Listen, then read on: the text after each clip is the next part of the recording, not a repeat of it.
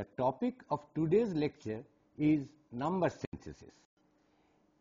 During this stage of kinematic synthesis, called number synthesis, we determine the type and number of different types of links and the number of simple pairs like revolute or prismatic pairs that are needed to yield a single degree of freedom planar linkage. It is needless to say that all these single degree of freedom planar linkages will satisfy the Grubler's criterion which were discussed earlier.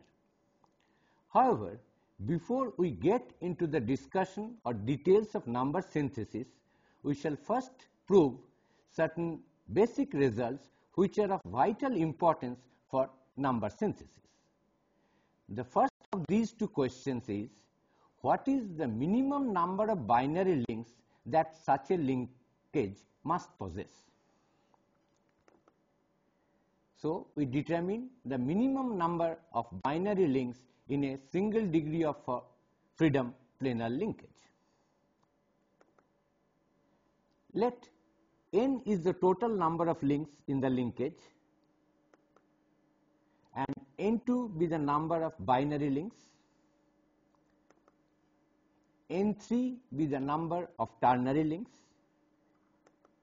similarly n4 be the number of quaternary links, and so on. Thus, we have the total number of links n is equal to n2 plus n3 plus n4 up to ni, where I denotes the highest order link that is present in this linkage.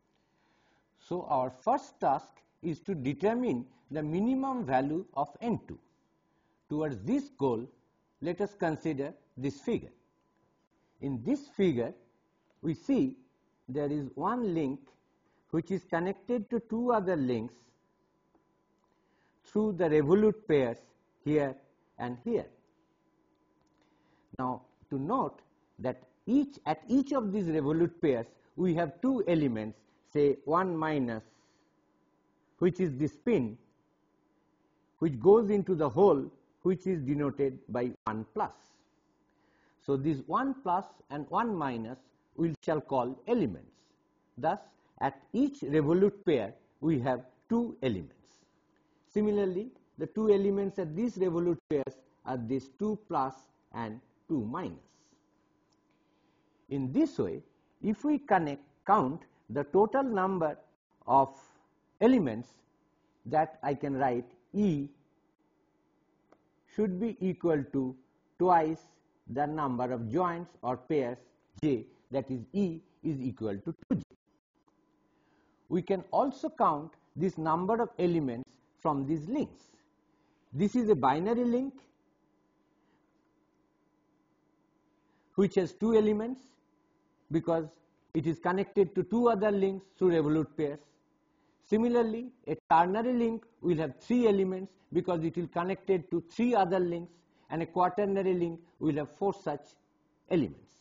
So, if we count the total number of elements from the viewpoint of links, then I can write E should be equal to 2n2, where n2 is the number of binary links, plus 3n3, where n3 is the number of ternary links, plus 4n4, where n4 is the number of quaternary links, and so on, and ni, where ni is the number of ith order link. So, we have just now seen that the total number of elements can be counted from two viewpoints. If we count it from the viewpoint of number of pairs, then I can write the total number of elements E is equal to 2j. But if we count the number of elements from the viewpoint of different links or having different orders, then we can write that the total number of elements E is equal to 2n2 plus 3n3 plus 4n4 plus ini. Now, we can equate these two number of elements counted from the viewpoints of the kinematic pairs and from the viewpoint of different order links. We can write 2j is equal to 2n2 plus 3n3 plus 4n4 plus in I.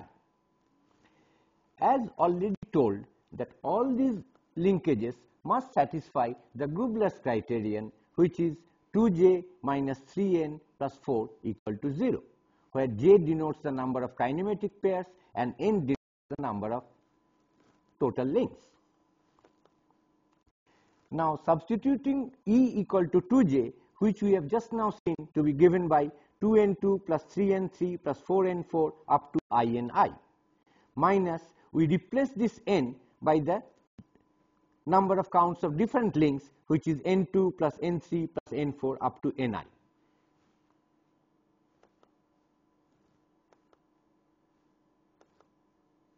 Simplifying this equation, we can see that 3n3 cancels, and ultimately we get n2 is equal to p minus 3 summed over all values of p starting from 4 up to I plus 4.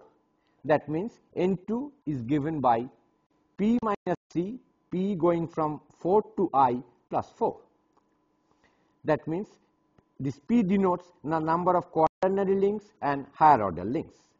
So you can easily see, even if this sum is 0, the minimum number of binary links n2 minimum is equal to 4. This again convinces us what we have seen earlier, that the simplest linkage must have 4 binary links, what we call 4-bar linkage. Next, we would like to address another question, that is, what is the highest order link in an n-link mechanism? That means the total number of link is n, then in such a linkage, what is the highest order link? We shall try to answer this question in a reverse manner. We will say, let the highest order link be ith order. That means we have some ni's. Then what is the minimum number of links that is needed to produce a single degree of freedom planar linkage? Towards this goal, let me consider the following figure. In this figure, we start with a link with I hinges. This is the link which has I hinges numbered as 1, 2, 3, 4, so on up to I. Now, to produce a chain, at each of these hinges we connect another link. Like at the first hinge we connect link number 1, at the second hinge we connect link number 2, at the third hinge we connect link number 3, and so on, and this ith link at the hinge number I. Now, to connect these two links 1 and 2, we must have some motion transfer links. Accordingly, this I plus 1, I plus 2, I plus 3, so on up to 2I minus 1. The thing to note that at the hinge number 2, 3, 4 up to I minus 1, we have ternary links, because link number 2 has 3 hinges here, here, and here, and that is true for all other links connected at hinge number 3, hinge number 4, and so on. Because if we have a binary link at 2, then this particular hinge will not remain a full hinge, because 3 links, namely I plus 2 and another link and link number 2, will get connected at this higher order hinge. To retain this hinge as a simple hinge, all these links starting from number 2, 3, 4, and so on up to I minus 1 must be ternary links. So, we have produced a closed chain minimum number of links if we start from a link with of ith order, that is with I hinges. Now, let me count total number of links n. We have started with, I have already shown the number up to 2I minus 1, and you count the starting link which having I hinges, so the total number of links is 2I. So, thus we see that if there is an ith order hinge, then minimum I need 2I number of links to produce a closed chain. That means total number of links is n, then I max can go up to n by 2 and not more than by 2. I emphasize that this is the possible value of I max, not necessarily I max has to be n by 2.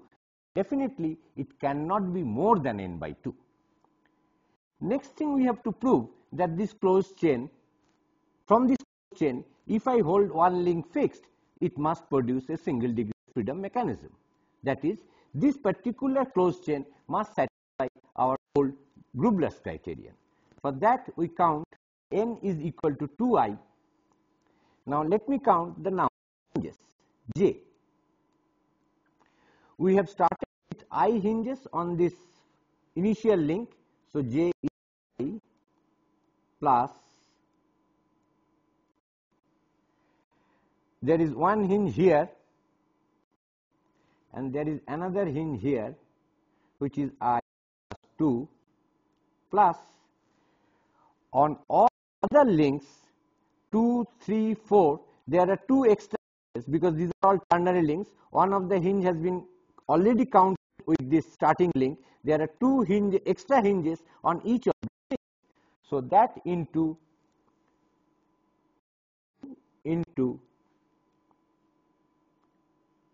I, how many such linkages?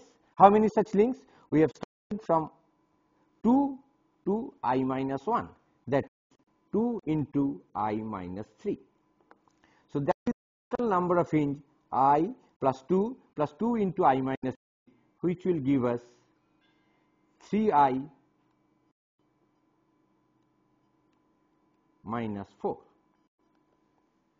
So, we see that in this closed chain, the total number of links n turns out to be 2, where I denotes the highest order link in this chain, and the total number of joints j turned out to be 3i minus 2.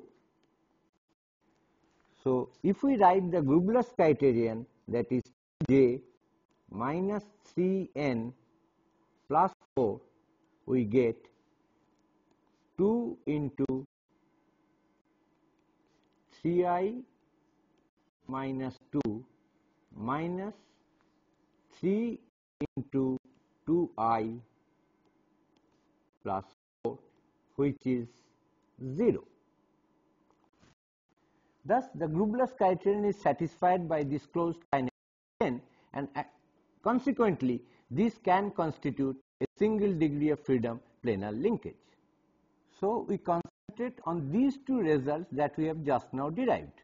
One is that the minimum number of binary links in a linkage must be 4, and the second is that highest order link mechanism, that is I max, is n by 2. Since all the single degree freedom linkage must satisfy Grubler's criterion, that 2j minus 3n plus 4 is equal to 0. That gives 3n is 2j plus 4. Now, we note that the right hand side 2j plus 4 is an even number, and if 3n is equal to an even number, then the n must be even, which means all the planar linkages, simple pairs and single degree of freedom must have even number of links. We have already seen that the 4-link mechanism is the simplest mechanism. So, the next more complicated mechanism should be n equal to 6, that is a 6-link mechanism. If the kinematic requirements are a little more complex, which cannot be satisfied by a 4-link mechanism, then we have to try to use a 6-link mechanism. Now, let me go into this number synthesis of 6-link mechanism. With a 6-link chain, we have n is equal to 6, that is I max is n by 2, that is 3. So, the highest possible is a ternary link. So, a 6-link mechanism constitutes of binary links and ternary links. So, the total number of link n equal to n2, that is the number of binary links, plus n3, that is the number of ternary links, is equal to 6.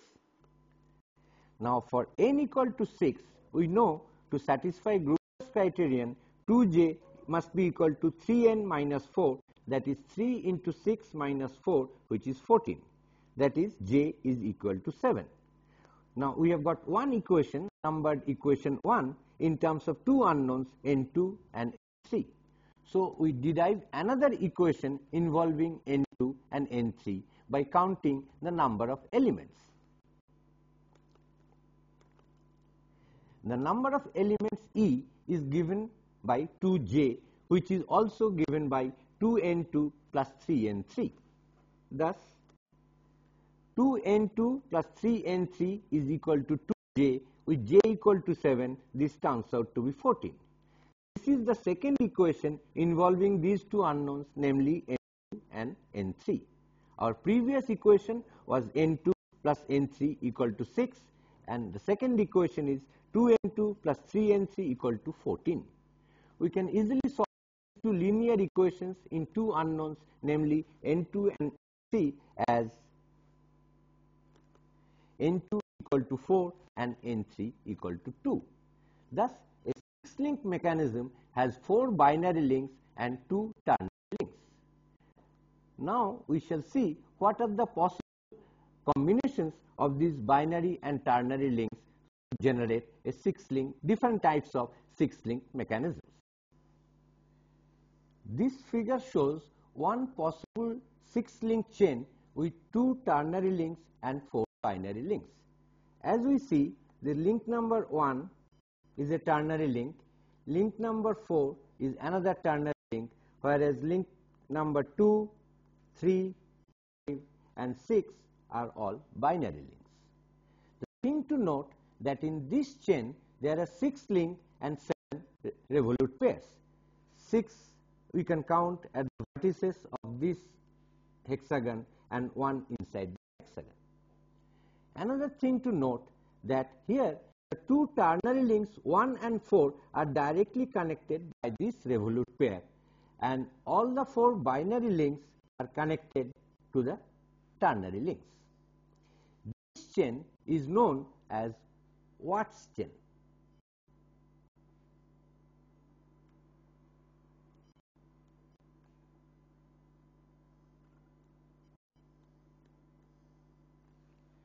So, in a Watt's chain, 2 ternary links are directly connected to each other. In this Watt chain, we can see that the 2 ternary links, that is number 1 and 4, are equivalent, in the sense both of them are connected to a ternary link at one kinematic pair and two binary links at the other 2 revolute pairs. Like 4 is connected to link number 4 by a revolute pair, 5 is a binary link, 4 is connected to another binary link 3 at this revolute pair, and is connected to the ternary link 1 at this revolute pair. Exactly the same thing happens for link number 1. It is connected to ternary link 6, this revolute pair, and to binary link 2 to this revolute pair, and to ternary link 4 by this revolute pair. Thus, topologically, there is no difference between link number 1 and 4. The same is true for all binary links, namely 2, 3, 5 and 6, each one of which is connected to a ternary link at one end and to a binary link at the other. For example, link number 2 is connected to a ternary link at one end and to a binary link at the other end. And the same is true for all other binary links. Thus, there are 2 types of links, ternary links and binary links. But both the ternary links are equivalent, and both the binary links, not both, all the 4 binary links are also equivalent. So, from a Watt's chain, by kinematic inversion, that is depending on which link we hold fixed, we can get 2 different types of Watt's mechanism. One type of Watt's mechanism we can get by holding a binary link fixed, doesn't matter which one, 2, 3 or 5 and 6, because all of them are equivalent. And the second type of Watt's mechanism we can get by holding one of the binary links, that is either 1 or 4 as fixed. We will now show a model of a 6-link Watt's mechanism where we will find that one of the binary link is held fixed. As an example of Watt's mechanism with a binary link fixed, let us go back to our old example of this parallel jaw plier. We hold this lower jaw, that is this blue link, fixed. This is a binary link because it has 2 revolute pairs.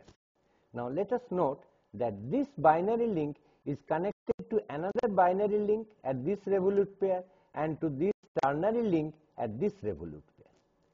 This lower handle is a ternary link because it has 3 revolute pairs, and this small link is another ternary link which has 3 revolute pairs. And these two ternary links are directly connected.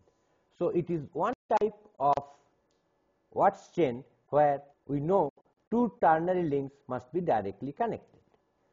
Now, if we hold this lower jaw fixed, then we are holding this binary link fixed.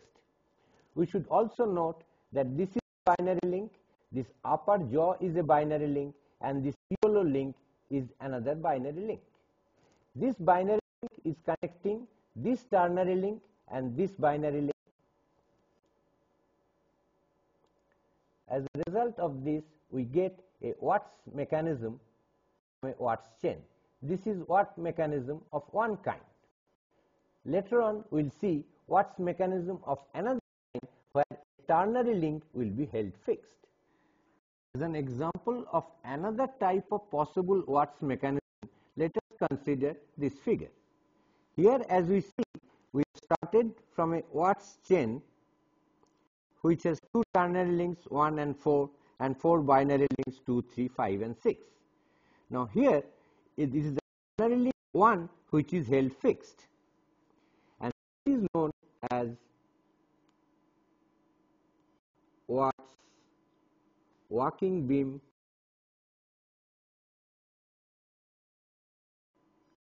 engine. In this Watt's walking beam engine, we must see that in the chain we have shown a revolute pair between 1 and 6 which has been replaced by a prismatic pair between this cylinder and the piston. But in our analysis, we always treated revolute pair and prismatic pair as equivalent. So here, as we see that this great beam, that is link 4, is connected to ternary link directly by this revolute pair. So this is another type of Watt's mechanism which is possible to get by kinematic inversion from a Watt's chain. As another example of a 6-link mechanism with 7 hinges, we can get the following figure. Here, as we see, there are 2 binary links, namely 2 ternary links, namely 1 and 4. However, unlike in a Watt's chain, these 2 ternary links are not directly connected to each other, rather they are connected via this binary link number 6. So here we have 2 ternary links 1 and 4 which are connected via binary link 6, binary link 5 and by 2 binary links, namely 2 and 3.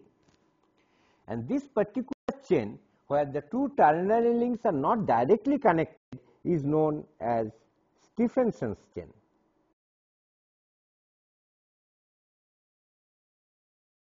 So we see that in a Stiffening's chain, the 2 ternary links are not directly connected. But in a Stiffening's chains, the ternary links 1 and 4 are equivalent in a sense that both 1 and 4 are connected to 3 binary links at these 3 revolute pairs. For example, 1 is connected to binary link 6, binary link 5 and binary link 2 at these 3 revolute pairs.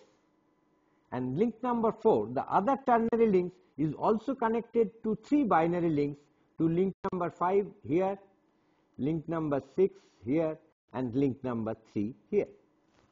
Thus, both these ternary links are topologically equivalent because both of them are connected to 3 binary links.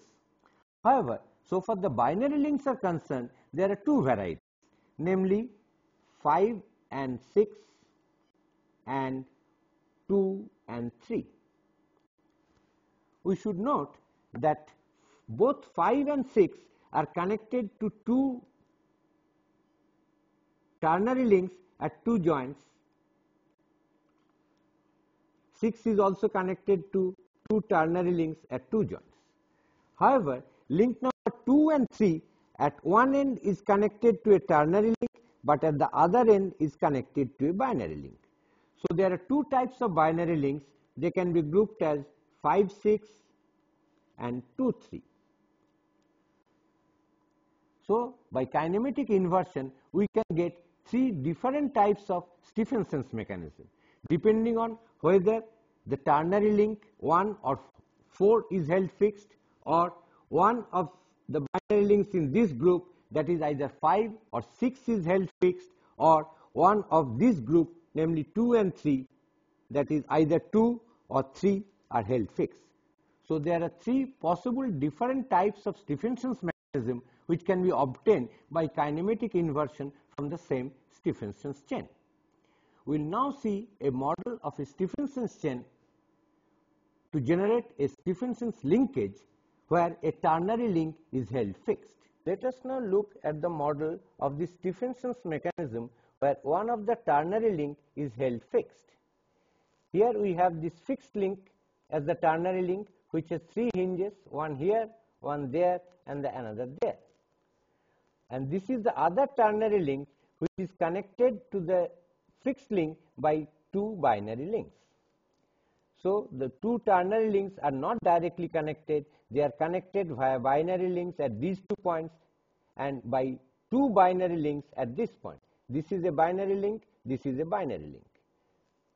These binary links are equivalent because at one end this binary link is connected to a ternary link, at this end this binary link is connected to another binary link.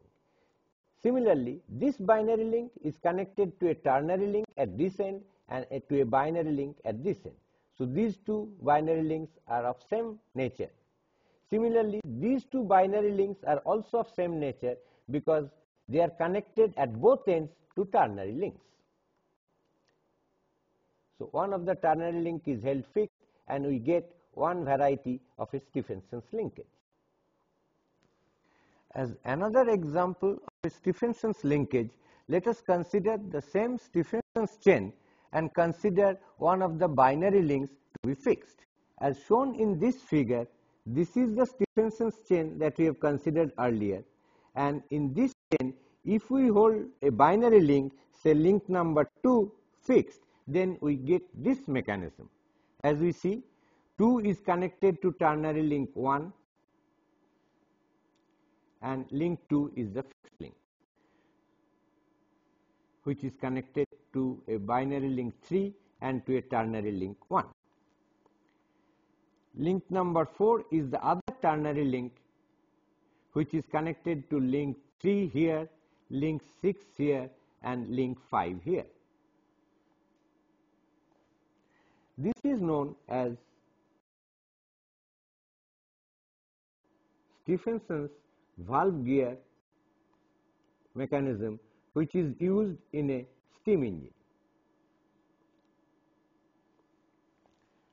So, we have seen 6 link chains which consist of 4 binary links and 2 ternary links and various combinations which are possible as Watt's linkage or Stephenson's linkage. Let me now consider the next higher order link possible to give you the flavor of number synthesis.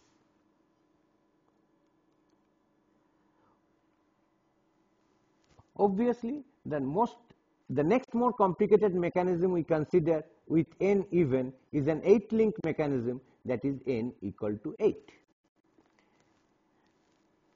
Consequently, highest order link possible in an 8 link mechanism, that is I max, is equal to n by 2, that is 4.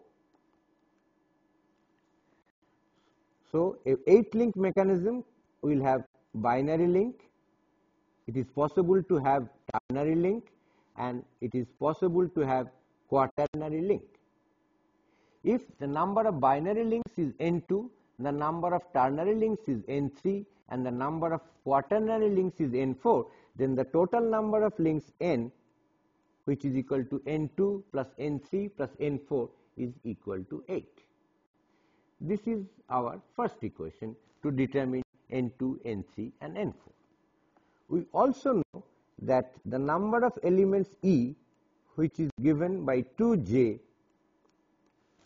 is equal to 3n minus 4, so that Grubler's criterion is satisfied, which means 3 into 8 minus 4, that is 20. Now, counting the number of elements from the viewpoint of links, we can write 2n2 plus 3n3 plus 4n4 is also equal to 20, because this is also equal to the number of elements. So, this is our second equation 2. It may now appear that we have 3 unknowns n2, n3 and n4 to determine, but we have only 2 equations, namely 1 and 2. Thus, there may be infinite solutions. A little thought would convince us that is not the situation. We still have finite number of solutions, because we should remember all these numbers n2, n3, n4 are integers. Not only that, the minimum value of n2 is also 4.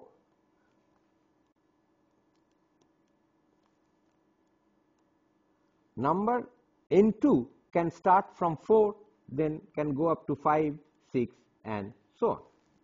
Let us see what are the various solutions possible to these 2 equations under such restrictions that all these numbers n2, n3, n4 must be positive integers. There is no point having a negative number for the number of links, and also that minimum values of n2 is 4.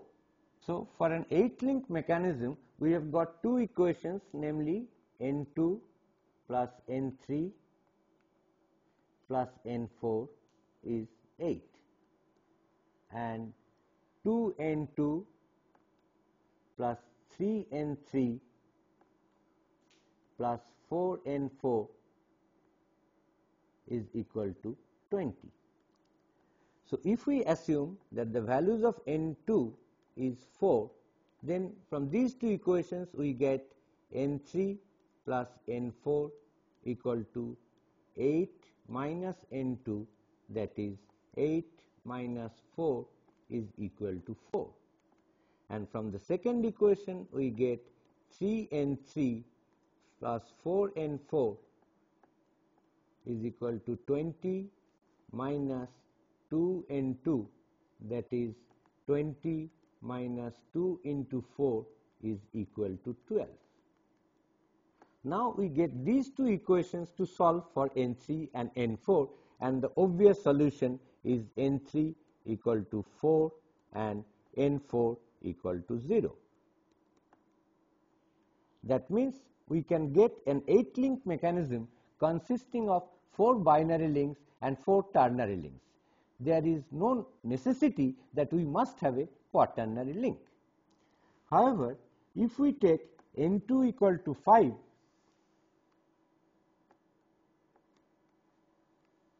then we get n3 plus n4 is equal to 8 minus 5, that is 3, and 3n3 plus 4n4 equal to 20 minus 2n2, that is 20 minus 2 into 5 equal to 10. Solving these 2 equations, we get n3 equal to 2 and n4 equal to 1. Thus, we can also have an 8-link mechanism